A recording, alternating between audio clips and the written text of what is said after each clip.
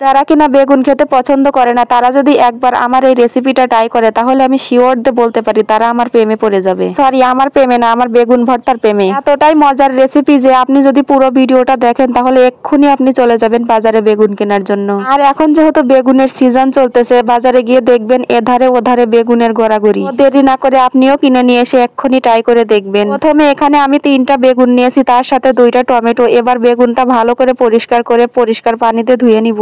তারপর একটা tissue paper দিয়ে সুন্দর করে মুছে নেব যাতে করে বেগুনের গায়ে একটুও পানি লেগে না থাকে। আপনারা চাইলে টিস্যু পেপারের বিপরীতে যে কোনো ধরনের পাতলা কাপড় দিয়ে বেগুন সুন্দর করে পরিষ্কার করে মুছে নিতে পারেন। বেগুনটা মোছা হয়ে গেলে এবার আমি একটা ছুরির সাহায্যে বেগুনের কিছু অংশ কেটে নিব। আর আপনি এই বেগুনের রেসিপিটা যে কোনো ধরনের বেগুন দিয়েই করতে পারেন। তো যাই হোক, বেগুনটা সুন্দর করে ছুরি দিয়ে কাটা হয়ে গেলে এবার আমি বেগুনের উপর কিছুটা পরিমাণ সরিষার তেল দিয়ে দিব। এবার বেগুনের উপর সরিষার তেল দিয়ে ভালোভাবে বেগুনের সাথে সরিষার তেলটা মিশিয়ে নিব।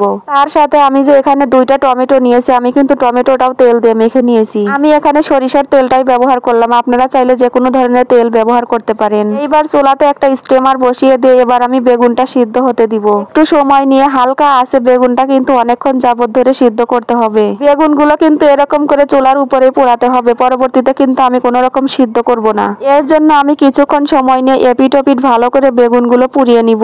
বেগুনগুলো পোড়ানোর সময় চুলার আঁচটা কিন্তু একদম মিডিয়ামে রাখতে হবে, ঠিক আমি যেইভাবে রাখছি। নাহলে কিন্তু বেগুনের উপরের সাইডটা পুড়ে যাবে আর ভিতরের সাইডটা সিদ্ধ হবে না। এবার কিন্তু আমার বেগুনগুলো পোড়ানো হয়ে গেছে। তার সাথে আমি স্টিমারের উপরে 2টা টমেটো পোড়াতে দিয়েছিলাম, কিন্তু টমেটো দুটো পড়ে যাচ্ছিল, কিছুতেই পুড়তে চাচ্ছিল না। তাই এরকম একটা ছাঁকনিযুক্ত চামচের সাহায্যে আমি টমেটো দুটাও পুড়ে নিয়েছি। যাই হোক, এবার আমার বেগুন টমেটো দুইটাই কিন্তু পোড়ানো হয়ে গেছে। এবার বেগুনের উপরকার পোড়া অংশ আমি হাত দিয়ে তুলে ফেলে দিব। চাইলে আপনারা বেগুনের পোড়া অংশ রেখে দিতে পারেন, যেহেতু গ্যাসের চুলায় পোড়ানো হয়েছে। তো যাই হোক, আমি কিন্তু বেগুনের পোড়া অংশ ফেলে দিয়েছি। এবার একটা মাটির পাত্রে করে আমি শুকনা মরিচ দিয়ে বেগুনটা ভালো করে ভর্তা করে নিব।